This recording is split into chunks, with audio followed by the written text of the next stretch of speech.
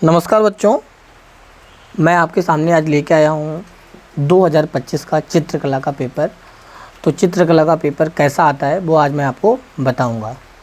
चित्रकला पूरे 70 नंबर का होता है, आपको पता है। और चित्रकला में अगर आप ज़्यादा नंबर लाएंगे तो आपका भी परसेंटेज बढ़ेगी। तो चित्रकला में ज़्यादा नंबर लाएंगे कैसे वो आज मैं आपको बताऊँगा। देखिए, ये पेपर 2025 का है चित्रकला का, जो कि बोर्ड का पेपर है। और इस पेपर को करने के लिए आपको 3 घंटे 15 मिनट मिलते हैं। तो अब आपको इसमें करना क्या होता है, देखिए नीचे देखते हैं।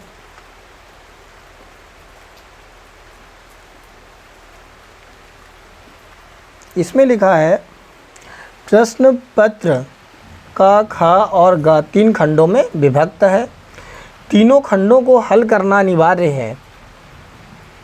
खंड का अनिवार्य है।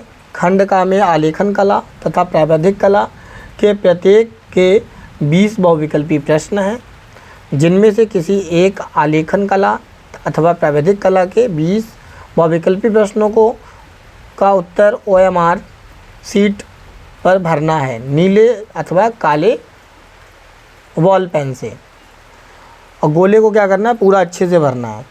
तो आप समझ लीजिए कि आपको करना क्या है, आलेखन या प्रावैधिक कला किसी एक के 20 प्रश्न करने हैं। अगर आप आलेखन बना रहे हैं तो आलेखन के करेंगे। अगर आप प्रावैधिक कला बना रहे हैं, ज्योमेट्रिकल आर्ट बना रहे हैं, तो आप क्या करेंगे, प्रावैधिक कला के बहुविकल्पी प्रश्न करेंगे। ठीक है, आगे देखिए। आगे लिखा है OMR उत्तर पत्रक पर उत्तर अंकित किए जाने के पश्चात बाद उसे काटे नहीं अथवा तथा इरेजर व्हाइटनर आदि का प्रयोग नहीं करना है। खंड खा क्या है के प्राकृतिक दृश्य चित्रण अथवा आलेखन अथवा प्रावैधिक कला में से केवल एक चित्रण करना है।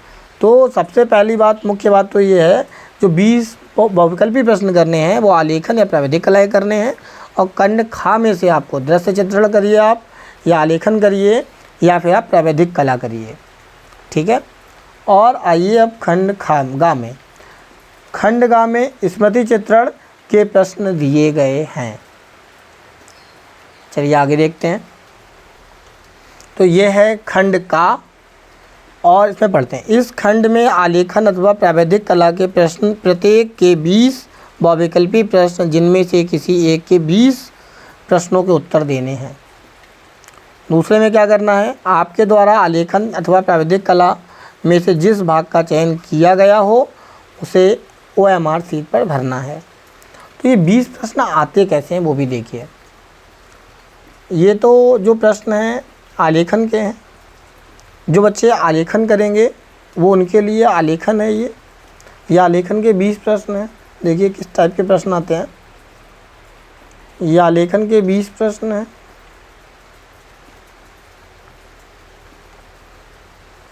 ठीक है। इसके बाद अभी 9 तक देखा आपने, आगे देखें। ये आलेखन के हैं। आलेखन के जो बहुविकल्पी प्रश्न होते हैं थोड़े से अलग होते हैं, कठिन होते हैं ज्योमेट्रिकल आर्ट से। ज्योमेट्रिकल आर्ट के प्रश्न थोड़े सरल होते हैं, लेकिन जो आप बनाएंगे, मान लीजिए आपको अगर ज्योमेट्रिकल आर्ट बनाने नहीं आती तो आप आलेखन बनाएंगे। और जब आप आलेखन बना रहे हैं तो आपको आलेखन के ही बहुविकल्पी प्रश्न करने हैं। तो आप याद कर लेंगे तो सारे प्रश्न हो जाएंगे। अभी मैंने प्रावैधिक कला के 70 प्रश्न पढ़ाए हैं, मैं अब आलेखन के भी प्रश्न पढ़ाऊँगा, तो आप सारे कर सकते हैं। देखिए ये थे हमारे 20 प्रश्न आलेखन के। अब देखिए प्रावैधिक कला के। प्रावैधिक कला के आपको थोड़ा आसान लगेंगे। ये प्रावैधिक कला के लिखा है समचतुर्भुज में कितनी भुजाएं होती हैं, आपको पता है। चतुर्भुज में 4 भुजाएं होती हैं। वृत्त का आकार कैसा होता है, आपको पता है, वृत्त गोल होता है। ठीक है, आगे देखें। तो ये प्रश्न जो हैं, समकोण कितने का होता है, कहाँ गया, समकोण कितने डिग्री अंश का होता है, आपको पता है समकोण 90 अंश के कोण को कहते हैं, है ना। एक घन में कितने फलक होते हैं, घन में कितने फलक होते हैं, आपको पता हो घन में कितने फलक होते हैं, 6 होते हैं।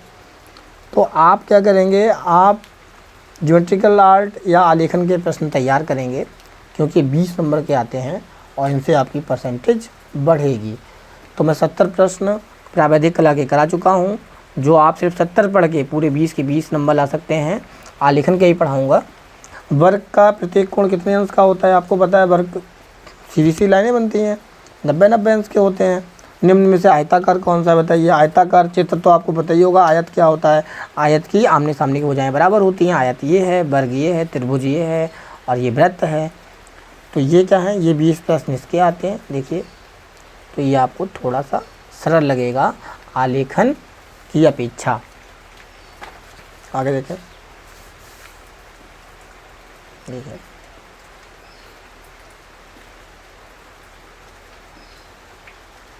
बीस प्रश्न हो गए। उसके बाद आइए खंडवा में। खंडवा आपको कैसे करना है। खंड देखिए, तो आपने कर लिया, आप आलेखन के करें या प्रावैधिक कला करें, किसी एक के 20 आपको बहुविकल्पी प्रश्न करने हैं। समझ आ गया होगा अच्छे से। अब आइए खंड खा में।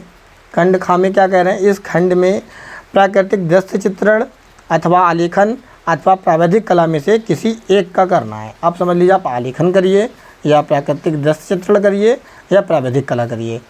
तो जो प्राकृतिक दृश्य चित्रण है वो कुछ इस टाइप का होता है प्रश्न। देखिए यहाँ पे लिखा है, जो सीट आपको मिलेगी उसमें ग्रामीण दृश्य, गांव का कोई पुरुष हो और उसका दृश्य बनाना है गांव का, और उसका ये 18 सेंटीमीटर गुणे 25 सेंटीमीटर ये नाप होता है। जिसमें जो 10 चित्र बनाएंगे उसमें सूरज हो, उगता सूरज हो, झोपड़ियाँ हो तथा एक मानव हो, इस टाइप का बनाएंगे।